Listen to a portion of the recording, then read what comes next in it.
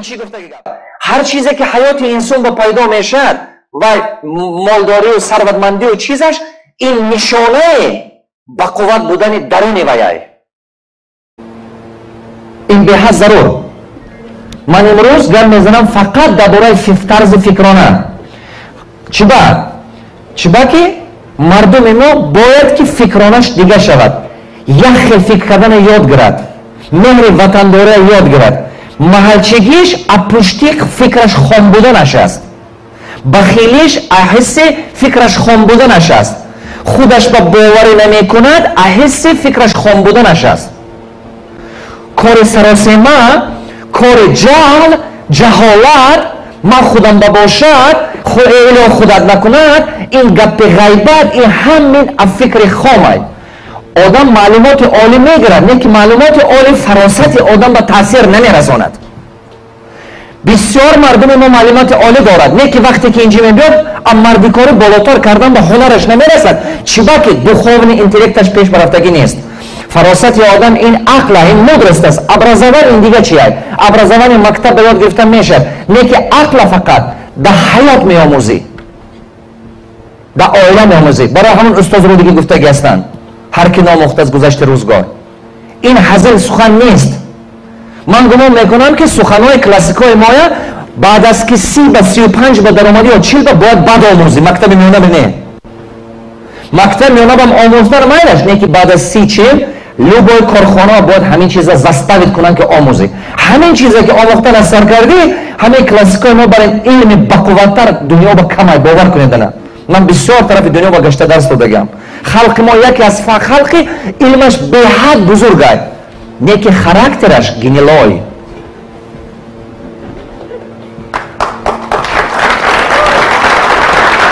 یادم خطا عکس چی با؟ کبرش بلند، غرورش بلند. آدم کبر و غرورش بلند میشد از بزرگی عقل نه، از خامه عقل. از خامه عقل آدم کبرش بلند میشد.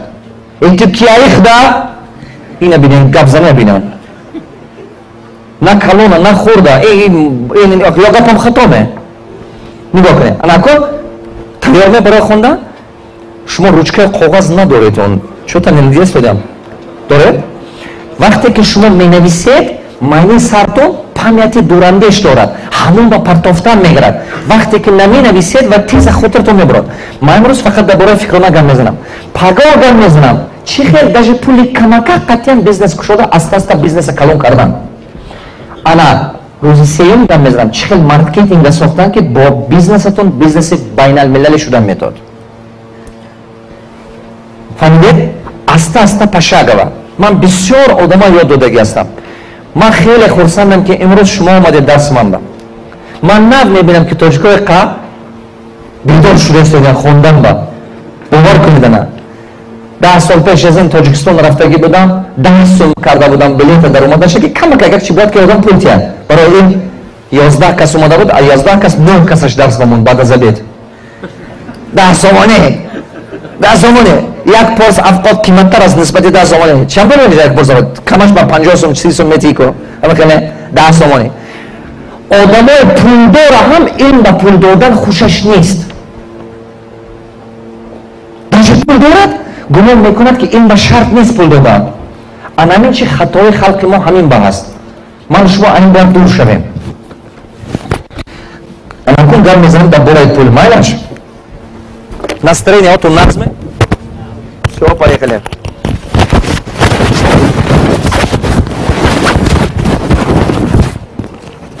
Hozir jurам, garm inji balandi garm. Все, поехали.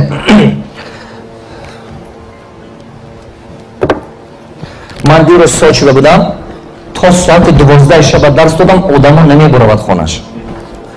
درسم تا ساعت 10 بود، نمیخوام برفتم. معلم این کارا کنه، معلم این نگوید، معلم واگوید. چی با که اینا میفهمن که چقدر این علم خوب است. امریکا بودم، یک چند تا میلیاردر من کنسولتاسی گرفت. یک تاش پرسیدم تا Даррен Роджерс. Очень дай, пожалуйста, Даррен Роджерс. Дай несколько американских миллионеров. Я им говорю, могу мне пусам, شما میلیاردری، من باید شما آموزم. و آدم میگوید که میدونید چی میگوید؟ گپ درباره این نیست. و آدم 60 چند با 67 می 68 با و آدم میگوید که فکری که در سر شما هست بیزنسمن با یاردن میکند. این برای من به حد ضروره. شما پرسیده کنید فکری که در سر شما هست این برای بیزنسمن یاردن میکنه. این برای من به حد ضروره. Олег, а почему ты ничего не сопровождаешь меня? Давай ускорь. وقتی که من در امریکا بودم من دیدم که وقتی که ما مردم خودمو با مردم СССР به گم میزنم مردم ما اینو قبول میکنند как будто это будущее. دقت. как будто это в будущее когда-нибудь.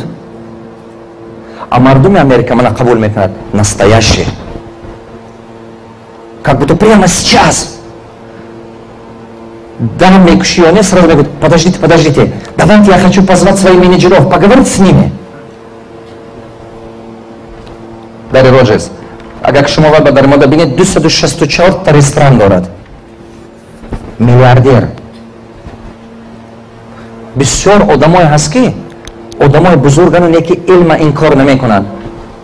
دقت کنید. دائما یک چیز عجیب دیدم حیات با کسی که از من زیادتر موفق شدگی هست لوبوت یعنی آدما حرکت کرده کتاب من میخوند یا که صحبت میکند و اما زیادتر موفق شدگی میگوید قندت زن.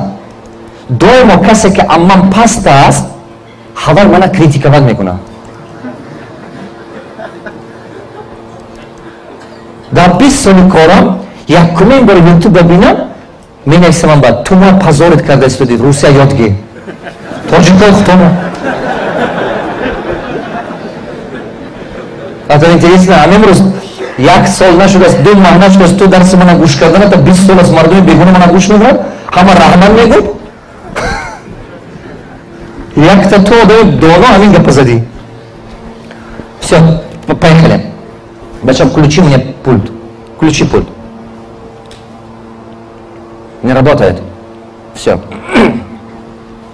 نگاه کنید معنی سر انسان همین خیلی کار میکند که آدم گمان میکند که من با پول نمیرسد از سببی که درآمدم پست است. آدم $100 کار کند $100 رسخواب میکند. دقت. بعد هر بار گمان میکند که اگر $300 کار کنم باید که رسد. نه سمم دیگه درآمدش $300 میشد. نه که استا استا رسخوابش هم $300 میشد. آدم چی گمان میکند؟ نه من اوله نکردم که مادرم کسل میشد یا که دیتسکی ساد یا چی من همین $500 کار کنم توچ نمیرسد. $500 کار میکند با رسخوابش $500 میشه. تو از آدم گمان میکند که یک به همین کمبودی که حیاتش به هست این از بالای که باید پول درآمدش کمه. اگر درآمدش زیاد شود یک به این پرابلم ها خود به خود حل میشه. بعضیش 2 کار مثلا میکند، بعضی 2-3 کار میکند، بعضی дополнительная работа میگیرد. درآمدش $1000 به میبرد. وقتی که درآمدش $1000 برآمد، потом настоящая проблема начинается. Долги, кредиты пойдет. Реальная нехватка. Интересно, $300 درآمد بود، قرض نبود. $1000 زیاد درآمد، قرض پیدا شد. یگان انسانی من ندیدم که همین راه توس مینوال تدراگو تمام انسان همین میگذارد. تمام انسان نه که 2-3% آدما استا همین فهمیده این او را به مشلین دور میشد. 95-97% آدما همین خیلی میموند. چند وقته یک بچه کنسولتاسیا دادم و دایرکتور یک заводи کلون $4,500 میگوید اولیکم است نیک رسخوتم $5,000. از درآمد وابستگی ندارد. این وابستگی دارد از مشلینی. شما ممکن بیزنس میکشید. نیکی بیزنس تو ممکن $10,000 درآمد میتید. نیکی 2 ماه 3 ماه درآمد دارد با یک ماه همون درآمدی کردگان پول تو میخورد. بیشکک دکتر بچه من میگوید که من کانتینر دارم سپارتین одежда میفروشم انا 22 سال است بیزنس بستم، 3 بار است که بانکرات میشم، هیچ نمیفهمم چی با کارم پیش میره بعد ابرات پایین میفراد پایین بعد تا قرضدار میشم بالا میبرد. من همین خیال چیمکن در زنگوان میگوید که ما شوهرم خطی رستوران داشتیم، از سال 93 کار سر کردیم، از دیگر دولت ها بار آورده میفروختیم و رستوران داشتیم. بانکرات شدیم، ایتاگه زن و شوهر جدا شدیم، قرضها تقسیم کردیم. بعد با مغازین تلوک شدم، من کارم با پیش رفت، یک 7 سال 8 سال باز پدره با بانکرات شدیم، با پایین بفرومدیم. من همین چیز با دادم. انا حاضر با اثر نام ادنولی اثر که قرضها کم کرده استم تا که 200,000 یورو قرض دارم. با حاضر من افطوبوس گرفتم از همین سرگاش آدمای ازبکستان میبرم یک بچه روسیه بردنم. معلوم سببش در چیه؟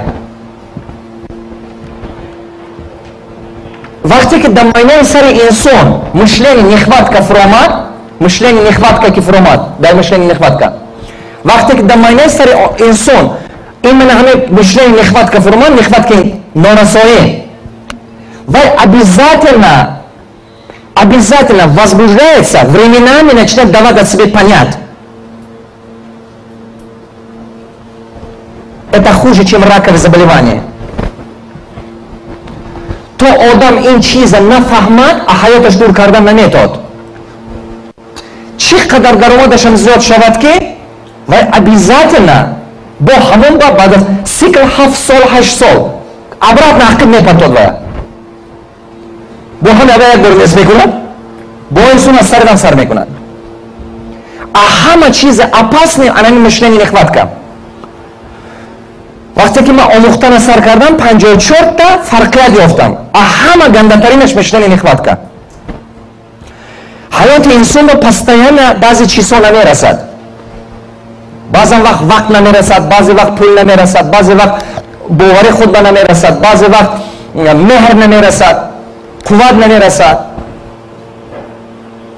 майни сари одам ин чиз ба ахурди ҳамин ба одат карда буромадагӣ. 7 пуштқатти гена ба ин чи омадагӣ. гена. барои ҳамон мо майни сарамо ҳамон ба кор кардан мегирад. барои ҳамон